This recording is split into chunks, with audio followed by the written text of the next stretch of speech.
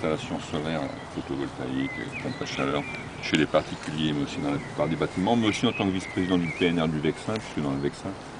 c'est le même architecte des bâtiments de France, et qu'il y a aussi un certain nombre de programmes, de projets des particuliers qui ont été bloqués.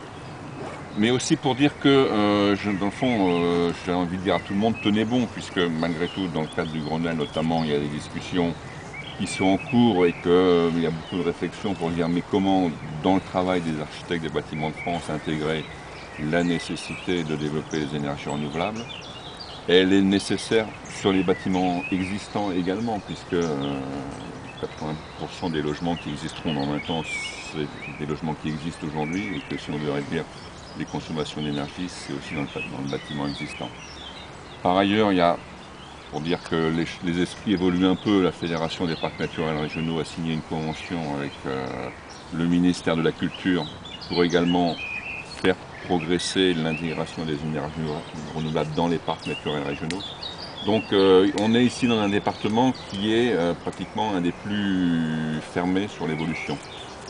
Il y a d'autres architectes de bâtiments de France ailleurs qui cherchent des solutions, qui ne sont pas simplement, je dirais, sur un a priori négatif, mais qui sont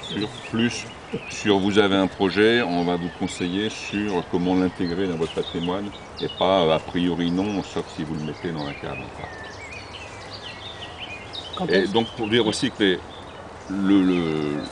les décisions des élus locaux peuvent permettre aussi de décoincer des situations. On avait cité il y a 2 ans, mais c'est toujours le cas, par exemple à Auvers-sur-Oise, le maire a donné des permis de construire, malgré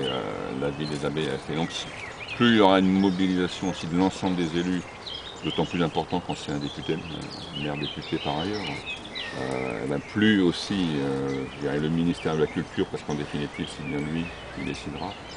incitera les architectes à être plus tournés vers la proposition de solution que vers la négation de l'installation.